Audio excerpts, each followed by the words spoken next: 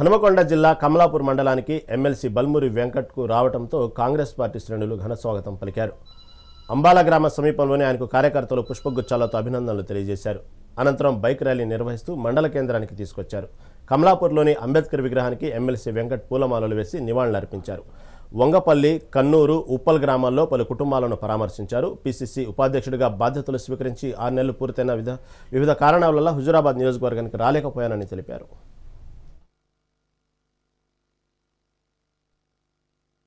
ముఖ్యమంత్రి గారు ప్రభుత్వము సరైన సమయంలో కళ్యాణ లక్ష్మి చెక్కులు, షాదీ ముబారక్ చెక్కులు, సిఎంఆర్ఎఫ్ చెక్కులు ఇస్తే రీల్స్ చేసుకుంటూ సోషల్ మీడియా కథలు పడుతూ సోషల్ మీడియా స్టంట్లు చేసుకుంటూ ఆ దొరల చుట్టూ తిరుగుతూ ఇక్కడ ప్రజల్ని పట్టించుకోకుండా ప్రజలకి సకాలంలో ఇవ్వాల్సిన చెక్కులు కూడా ఇవ్వక లేట్ అయిపోయి ఇచ్చిన చెక్కులు కూడా ఈ రోజు బౌన్స్ అయ్యే పరిస్థితి ఉంది. ఆ చెక్కులు పనిచేయని పరిస్థితి ఉంది. అయితే గతంలో ఈ రోజు నీకు స్థానం కల్పించింది కాంగ్రెస్ పార్టీ, నీకు రాజకీయ భిక్ష పెట్టింది కాంగ్రెస్ పార్టీ. ఉత్తమ్ కుమార్ రెడ్డి గారు లేకపోతే నీకు రాజకీయ ప్రస్థానమే లేకుండే.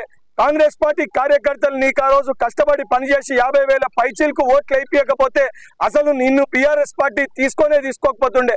అవన్నీ మర్చిపోయి అడ్డగోలుగా నోటికొచ్చినట్టు అచ్చోసిన ఆంబోతు లెక్క ఏది పడుతుంది మాట్లాడితే కౌశిక్ రెడ్డి రేపు పొద్దున ఇదే హుజురాబాద్ లో ప్రతి గ్రామంలో ఉడిన గుట్టలు ఉడదీసి ఇదే ప్రజలు నిన్ను తరిమిగొట్టే పరిస్థితి ఉంటది.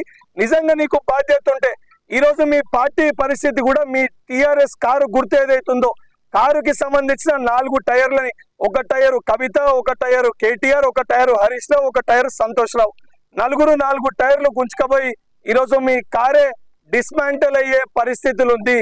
నిజంగా నీకు చిత్తశుద్ధి ఉంటే హుజురాబాద్ నియోజకవర్గంలో బీసీల ప్రాధాన్యత చాలా ఎక్కువ ఉంది. బీసీ సామాజిక వర్గానికి సంబంధించిన ప్రజలు ఎక్కువ ఉన్నారు. మీ పార్టీ స్టాండ్ ఏందో, మీ పార్టీ నాయకుడు ఎవరైతే ఫార్మ్ హౌస్ లో వండుకున్న ఏదైతే Dubai Shekhar alias K Chandrashekhar Rao తోటి ముందు బీసీల పక్షాన మీ స్టాండ్ ఏందో స్పష్టత ఇవ్వకపోతే రేపు పొద్దున హుజురాబాద్ లో ఉన్న మా బీసీ బిడ్డలు కూడా నేను నియోజకవర్గంలో తిరగనివ్వరని